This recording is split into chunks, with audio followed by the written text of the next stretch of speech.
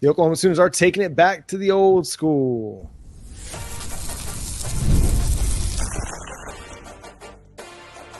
You are Locked On Sooners, your daily podcast on the Oklahoma Sooners. Part of the Locked On Podcast Network, your team every day. What's up, Sooner Nation? Welcome to Locked On Sooners, and thank you for making Locked On Sooners your first listen every single day. Shout out to all the everydayers, and thank you for tuning in. On today's show, we're going to discuss the Oklahoma Sooners offensive line. Who's ready to step up? Are they underrated across the country? What's going to happen when OU goes to Auburn? But today's episode is brought to you by FanDuel. Make every moment more as the playoffs wind down. The sports stop sporting like we want them to, but this summer FanDuel is hooking up all customers with a boost or a bonus daily. That's right. There's something for everyone every day, all summer long. Visit FanDuel.com to get started. Coming up first, though, Jay, we got new throwback uniforms in honor, highlighting, inspired by the Bud Wilkinson era of college football. The Oklahoma Sooner throwback uniforms, man, are clean.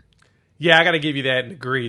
They're nice, right? And I like the white helmet with the jersey and the white pants and then the stripe down the middle. It kind of gives a little Nebraska-ish old school look too, right? And I'm glad that we're bringing that because I've been wanting a white helmet for a while. But I've been wanting the white helmet with like a whole icy look with like the red accents and stuff. That would be real clean, but I'm glad that we're bringing back that jersey. We've been needing to have something like that, and I know that there's a schedule that every home game this season, they're for the 100th anniversary, they're doing a throwback to somebody's era.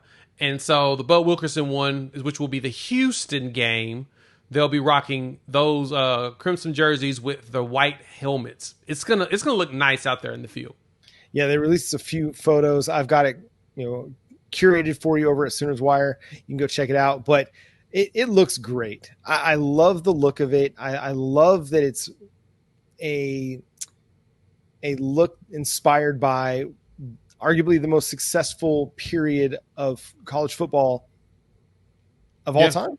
Of all time. The 47 game winning streak, 3 national titles, had an incredible record Bud Wilkinson did during the decade in which these uniforms are inspired by. He went 103, 11-3. They were 6-1 in bowl games and won those 3 national titles. So, it's going to be a lot of fun when those roll out on the field.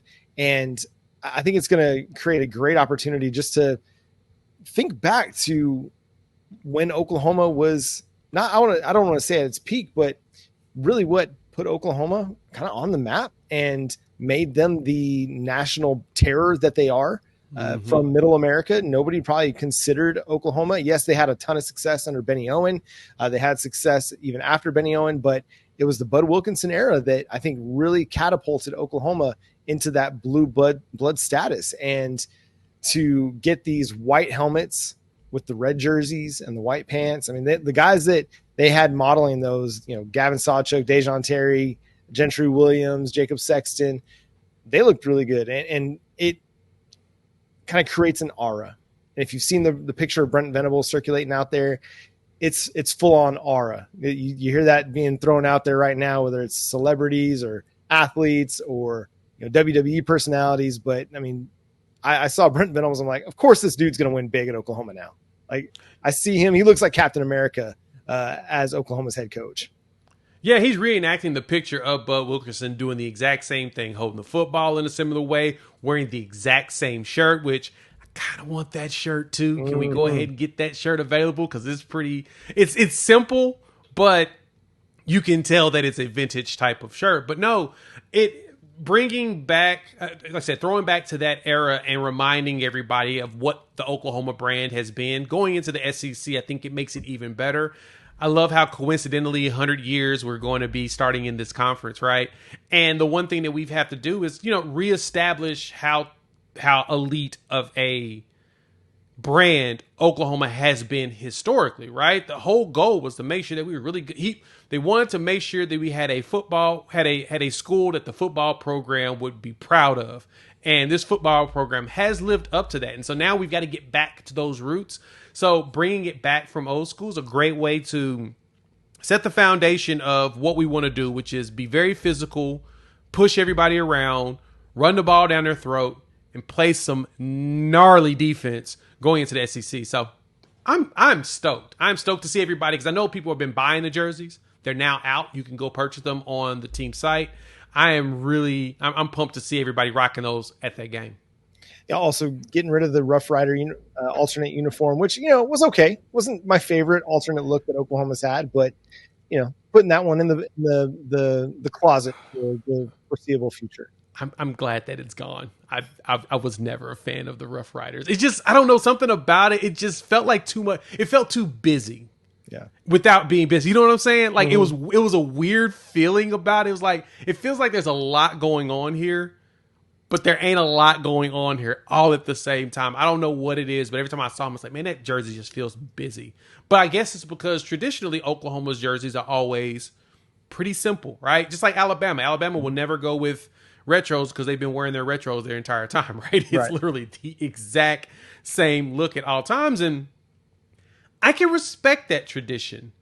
I just want us to wear a white helmet. And now we're going to get that back. Yeah, and I thought it was odd. I know crimson and cream is the color palette, but when you put it on a football pant or in a jersey, it just does not have the same kind of appeal to it as just the white does. Like, I love when Oklahoma wears their icy whites on the road. That's one of my favorite looks in college football.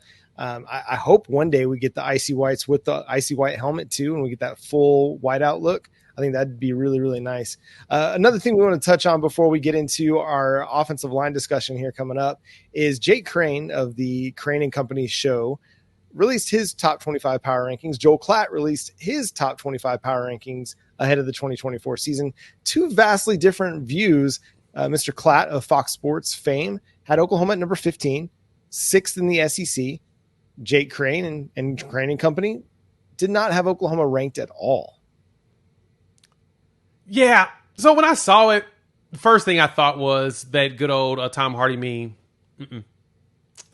From Mad Max, that's bait. Because that's exactly what it felt like. If the national consensus is that Oklahoma is quote unquote middle of the road in the SEC while also being middle of the top 25, why would you purposely exclude them from yours unless you just really believe that Oklahoma's not going to be any good, right? Because starting the season off, coming from a 10-3 season, bringing back heavy production on the defensive side of the ball, still got questions on offense, fine, but bringing back so many leaders, what about this makes you think that Oklahoma's not going to be any good, right? That baffled me. And like I said, it was bait. It had to have been. It's one of those things that bothers me about, and Sooner fans, I need y'all to hear me on this, and please take these words to heart. They know you're going to react. That's why people put certain stuff out there to get your... Don't fall for it. You got to back up, breathe, woosah, and then move on.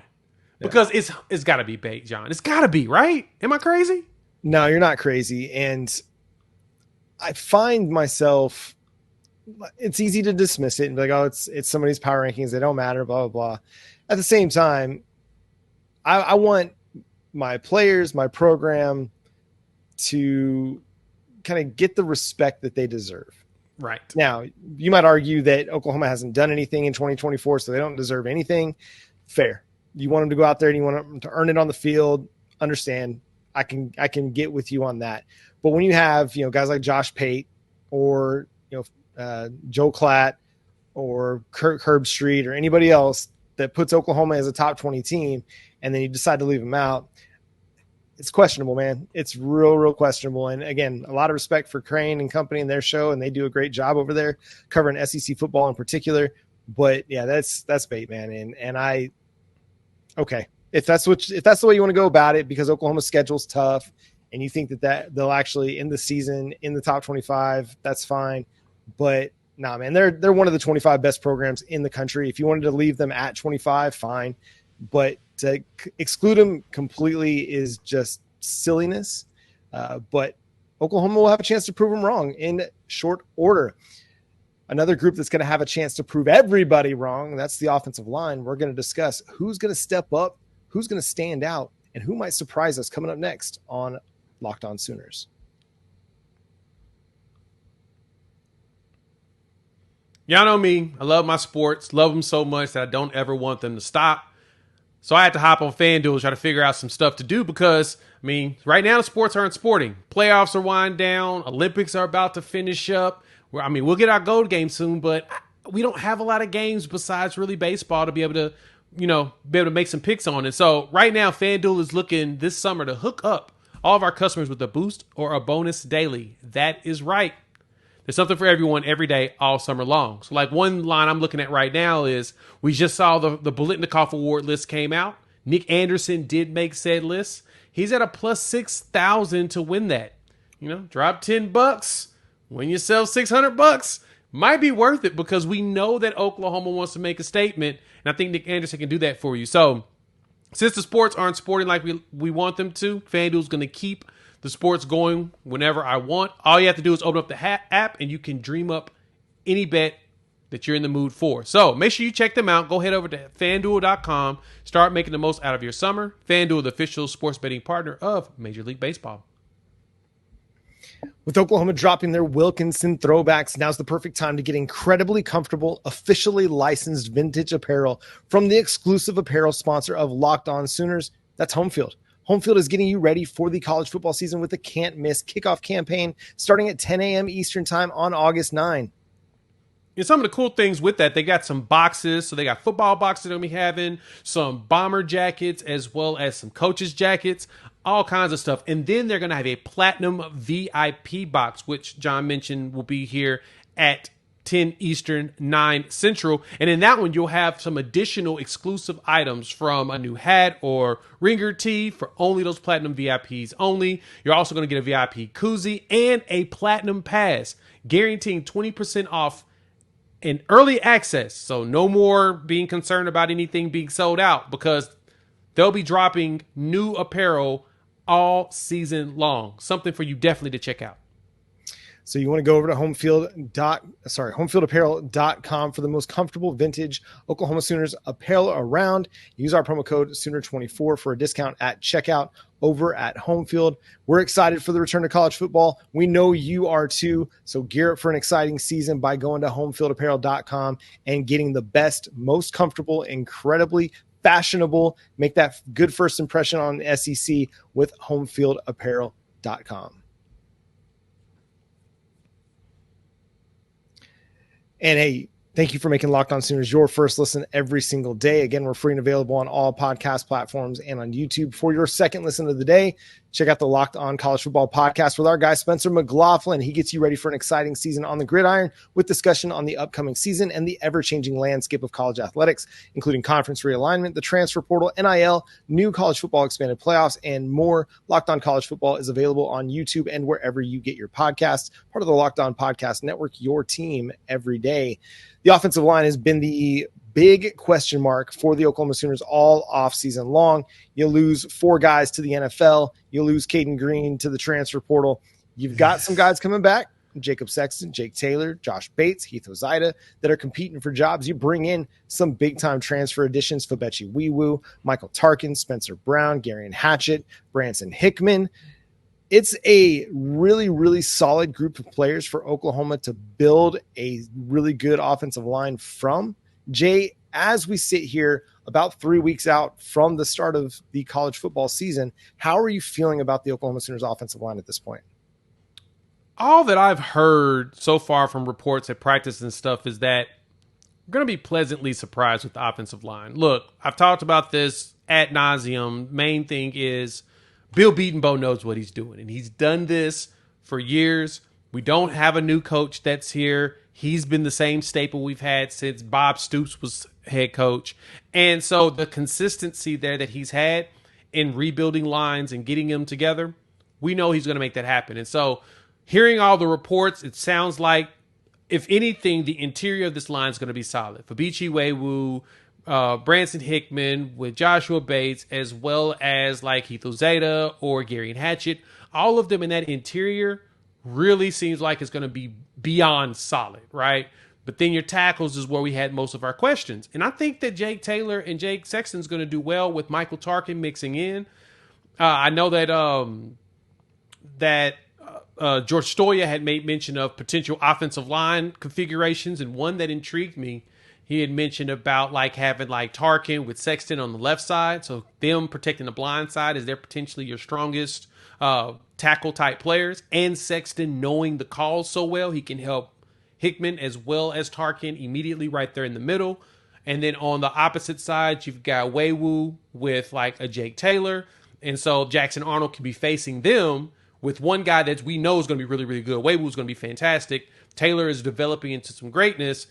Gives him that time to be able to get that ball deep to Deion Burks or to Nick Anderson or anybody else out there going to be catching the passes. So I don't believe that the concerns that we've had before that's moved into questions, I don't even think the questions are really there anymore like they were the last couple of weeks. I think once we hear about scrimmage, which will be today, correct, Friday, going to be doing this scrimmage, I think that that's going to really tell us a lot about what the full configuration is going to be looking like going into at least Temple, because I know it's going to change once we get to Tennessee. You know what's fascinating to me is if you took this offensive line and you moved them a year back, would we feel better or worse? Or do we feel better or worse about this offensive line than we did last year? Because you think about it, Tyler Guyton hadn't really started very many games. Nope. You had McCade Matire. You brought in Walter Rouse in the transfer portal. You had Andrew Raym, but Andrew Raym, I mean, he's been okay. Like, he was an okay center. He wasn't great. He was just pretty good. Not great, but he was good. I feel about the same as I did about last year's offensive line. Just kind of trusting that it would come together. The only difference really was that you had Raym as a multi-year starter. You had McCade Matire as a 2-year starter with this group. You didn't have your left guard situation figured out. And you were trusting that Walter Rouse was going to not only be as good as he was at Stanford, but be improved. I think you could say the same for a guy like Michael Tarkin. You're expecting him to kind of be the same or better than what he was at USC in Florida. Right. And I think you can. I think you can get a guy in Michael Tarkin that's as good as Walter Rouse. I think left guard could potentially be even better than what it was last year between Sexton and Heath Ozida, depending on which way they want to configure that. I think center could be an upgrade with Branson Hickman or Josh Bates, simply from a cohesion standpoint. Mm-hmm. I mean, the rumblings out of Norman were there was not necessarily a lot of cohesion and great chemistry from the center position. Right. Right guard, McCade Matire, he was solid for you, but Fabechi Wiwu has the chance to be an All-American at right guard. So the ceiling is higher there. And then at right tackle, okay, Tyler Guyton, obviously a first-round NFL draft pick, but Jake Taylor was a 4-star prospect coming out of high school, more experience playing the position, and maybe not the same athletic profile that Tyler Guyton has. Mm-hmm. But who's to say that he can't be as productive, especially in the run game, as Guyton was last year? No, I totally agree that Taylor can do it, because when you look at the numbers from last season, I actually have them. Shout out to my buddy that put this together. Sexton comes in with 481 snaps. Gary Hatchett has 335 snaps, which is shocking. He has less snaps than Sexton. Branson Hickman brings in 2,436 snaps. Fabechi Waywu gives you 1,612 snaps. Michael Tarkin at 1,135. Now, Jake Taylor, similar to, as you mentioned about Tyler Guyton, he's coming in with only 88 snaps, but Guyton didn't play the year before either, right? It was all Anton Harrison, and Guyton would rotate in. But then Spencer Brown still brings you 1,485 snaps. Troy Everett, when healthy, 898 snaps as well. So you got a lot of actual playing time that you're going to be able to lean on, even with the line being quote unquote inexperienced. It's going to be a line that's going to be tested early, often throughout SEC play. And they're going to have a big time matchup, their first road game in the SEC, as they travel to Auburn, Alabama to face the Tigers in Jordan-Hare Stadium.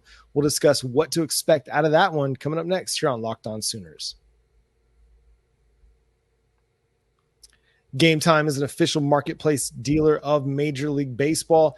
The best place to get last-minute tickets and the lowest prices. Go download the GameTime app in the App Store or Google Play Store and find fantastic deals to all of the events near you. Right now at the BOK Center for Friday night, you want to go check out SmackDown, where Roman Reigns is expected to make his SmackDown return. There's a lot of great seats still available right now. You can get floor seats for as low as $203. You can get seats for as low as $19 in the GameTime app. You go download our promo code locked on, and go use our promo code locked on college, and you'll get $20 off your first purchase over at GameTime. Again, that's LOCKEDONCOLLEGE for $20 off your first purchase. Terms apply. Download GameTime today. Last minute tickets, lowest price guaranteed. The Oklahoma Sooners will take on the Auburn Tigers in their first SEC road trip. It's going to be a big-time matchup for an improving Tigers program in the second year of the Hugh Freeze era down there at Auburn. So, Jay, as you look at this Tigers team, as they're trying to kind of rebuild that program, what are you expecting to see from Auburn? What are you expecting to see from Oklahoma as they make the trip? If anything, we know that the Auburn run game is going to be their bread and butter, right? I mean, Peyton Thorne, who's the starting quarterback as of right now, has kind of regressed since his 3,000-yard passing season at Michigan State, back when they went like 10-3 or 11-2 or something like that, under Mel Tucker before he ended up being out. He was actually playing some good ball, so everybody expected him to do good, and then it just started to go backwards. Comes to Auburn, throws 1,700 yards, which is just over half what he did when he was at Michigan State. But Hugh Freeze is infamous for his offenses, right? His creativity, and he surrounds his quarterbacks with really good skills positions. And so, to me, I sense that the big thing for them is going to be running the ball down everybody's throat. They're going to definitely take advantage of the fact that they've got an actually good running back, and then Jarquez Hunter. They're going to have him going up the middle as much as possible.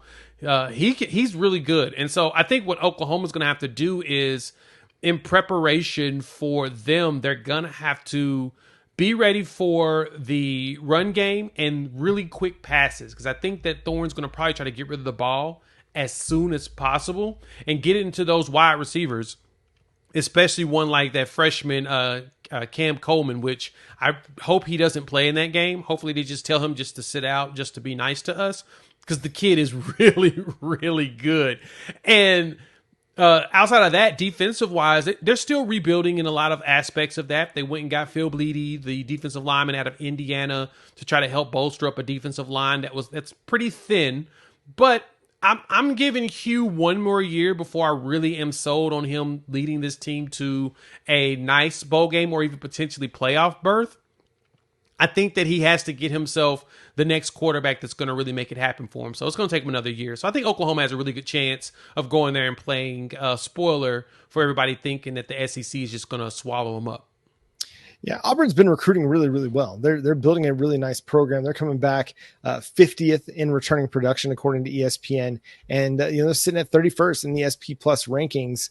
So it's not a bad team. It's not a Mississippi State or a Vanderbilt or anything like that. They're going to be a team that's contending for bowl eligibility throughout the season. Could even threaten with 8 wins if things fall right for the Tigers. But it's going to be a huge game for the Oklahoma Sooners. If they can get out of Auburn with a win there, I think it really kind of sets the tone for the next month, as then they'll play Texas in a couple weeks after that. And then they have South Carolina and then Ole Miss. I mean, it's one of those, we talked about it with the Tennessee game. I mean, this Auburn game, they're all must win, but you really want to build some good traction as you go into the Red River Showdown. And if Oklahoma can stop the run and put the game in Peyton Thorne's hands, I really think it's going to bode well for them. And I think Oklahoma is going to be able to take the air out of the stadium early in that one if they can hit some big plays. That's going to be the bread and butter of the passing attack, is kind of attack them short, and then get over the top with Nick Anderson and Deion Burks, with Brennan Thompson at times as well. So I like the matchup for the Sooners. Again, it's, Oklahoma doesn't have the most returning production coming back, but defensively they've got good returning production. And what do they always say about defense? Well, defense travels.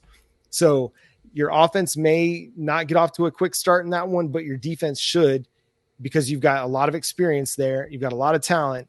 And if Auburn's going to try and run the ball on Dejon Terry and Dominic Williams and Jaden Jackson and David Stone and Ethan Downs and Caden Woolard and R. Mason Thomas and PJ Adebaware, like, good luck. Like, that's going to not be a very good time for you because Oklahoma's run game has improved. Yeah, it's going to be a pain. And another thing that's always mentioned, running games travel, right? And the fact that Javante Barnes is healthy and so is Gavin Sawchuk, hopefully by then all of them are good and healthy and the entire running back room is ready to go. Caleb Hicks is going to be one to hit that field. Same thing with Emeka Megwa. The big thing for Oklahoma, as you mentioned, yeah, sure, we've got 40-something% offense returning, but 80-something% on the defensive side. For Auburn, they improved slightly from 55% to 57% once, from the portal, from the wintertime into the springtime. And so for them, the big thing is going to be, what is that defense going to look like? And I'm going to be honest. I mean, their 76% of offense production has returned, which that's where that run game is, and that offensive line. But I don't know what that defense is going to be right now, right? They've still got a lot of young players that they're trying to work out and figure out who's going to be the ones to step up and take over. So, yeah,